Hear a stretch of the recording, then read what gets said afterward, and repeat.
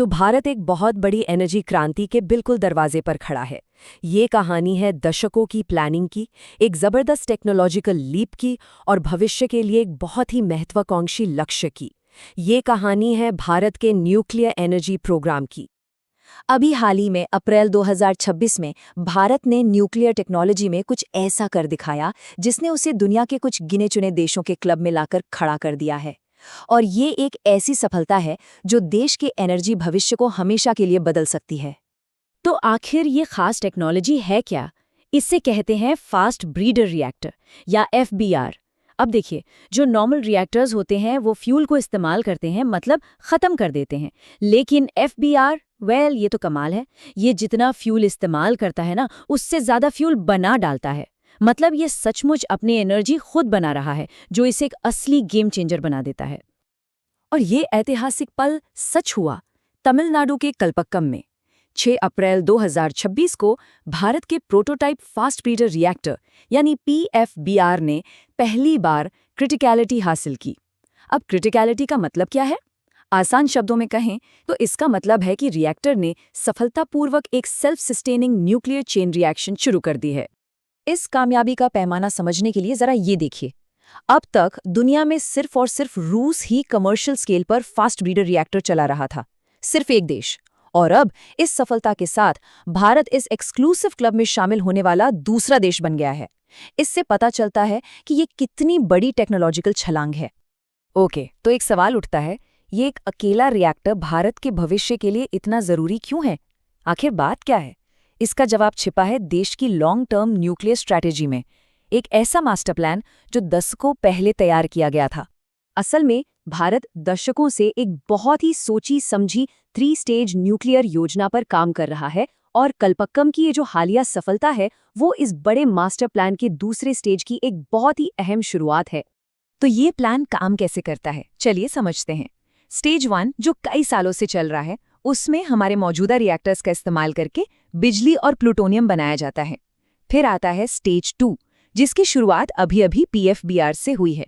इसमें उसी प्लूटोनियम का इस्तेमाल करके और भी ज्यादा फ्यूल पैदा किया जाता है। और फिर आता है फाइनल स्टेज 3। इसमें इस बनाए गए फ्यूल का इस्तेमाल करके भारत के पास जो थोरियम का विशाल भंडार है उसे एनर्जी में बदला जाएगा। यही इस पूरी स्ट्रैटेजी का आखिरी मकसद है, भारत के अपने घरेलू ऊर्जा संसाधन यानी थोरियम को इस्तेमाल करना। और क्योंकि हमारे देश में ये बहुत बड़ी मात्रा में मौजूद है, ये एनर्जी के मामले में आत्मनिर्भरता की तरफ एक क्रांतिकारी कदम हो सकता है। तो स्ट्रैटेजी तो समझ में आ गई। अब जरा महत्वाकांक्षा का पैमाना देखते हैं। सरकार ने कुछ ऐसे टारगेट सेट किए हैं जो भारत के न्यूक्लियर भविष्य को लेकर उसकी गंभीरता को बिल्कुल साफ कर देते हैं। तो चलिए पहले ये देखते हैं कि आज हम हैं कहाँ। फिलहाल भारत की total installed nuclear power capacity लगभग 8,880 मेगावाट है।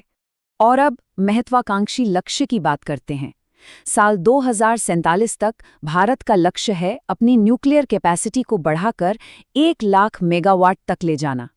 ये जो फर्क है ना मौजूदा कैपेसिटी और 2047 के टारगेट के बीच, वो बहुत बड़ा है। हम बात कर रहे हैं करीब 9,000 मेगावाट से सीधे 100,000 मेगावाट तक जाने की। ये 10 गुना से भी ज्यादा का उछाल है। वाकई में एक जबरदस्त छलांग। तो इतनी जबरदस्त ग्रोथ देखकर एक सवाल तो मन में आता ही है, आखिर सिर्फ 2 दशकों में इतना बड़ा विस्तार मुमकिन कैसे होगा? इसके लिए सिर्फ टेक्नोलॉजी काफी नहीं है, इसके लिए चाहिए एक बड़ा पॉलिसी बदलाव। और यही हुआ है। इस विशाल लक्ष्य को हकीकत में बदलने के लिए भारत ने अपने न्यूक्लियर सेक्टर के दरवाजे एक नए और शक्तिशाली खिलाड़ी के लिए खोल दिए हैं, प्राइवेट सेक्टर। ये एक बहुत बड़ा बदलाव है। देखिए, 2025 से पहले तक भारत में न्यूक्लियर एनर्जी पूरी तरह से सरकारी कंट्रोल में थी। लेकिन हाल ही में हुए पॉलिसी बदलावों ने पहली बार प्राइवेट कंपनियों को न्यूक्लियर पावर प्लांट्स में निवेश करने और उन्हें चलाने की इजाज़त दी है। इससे विकास के लिए बिल्कुल नए रास्ते खुल गए हैं। तो ये सब सिर्फ योजनाओं और नीतियों तक ही सीमित नहीं है। 100 गीगावाट के टारगेट को हकीकत में बदलने के लिए देश भर में कई विशाल प्रोजेक्ट्स या तो बन रहे हैं या प्लानिंग स्टेज में हैं। और इस प्लान का पैमाना वो प्रभावशाली है। महाराष्ट्र का जैतापुर दुनिया का सबसे बड़ा न्यूक्लियर साइट बनने की राह पर है। हरियाणा के गोरखपुर में कंस्ट्रक्शन चल रहा है।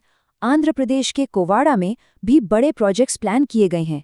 और इतना ही नहीं, छोटे मॉड्यूलर रिएक्टर्स यानी SMRs के विकास पर भी फोकस किया जा रहा है, जो भविष्य में एनर्जी देने का एक और अहम तरीका हो सकते हैं। लेकिन इन सभी महत्वाकांक्षी योजनाओं के बीच आज की हकीकत को समझना भी जरूरी है। आज भारत की टोटल बिजली उत्पादन में न्यूक्लियर एनर्जी का हिस्सा सिर्फ 3% है। जी हाँ, सिर्फ 3%। और ये छोटा सा आंकड़ा ही इस 100 गीगावाट की योजना की परिवर्तनकारी क्षमता को और भी ज्यादा उजागर करता है। और ये हमें एक आखिरी सवाल पर लाकर छोड़ता है। भारत 2047 तक एनर्जी के मामले में आत्मनिर्भर होना चाहता है। तो सवाल ये है कि क्या न्यूक्लियर एनर्जी की ये जबरदस्त छलांग, जो आज सिर्फ 3% पर है, वो देश के स्वच्छ ऊर्जा भविष्य की बुनियाद बन पाएगी? ये भारत की एनर्जी यात्रा का शायद सबसे रोमांचक अध्याय हो सकता है।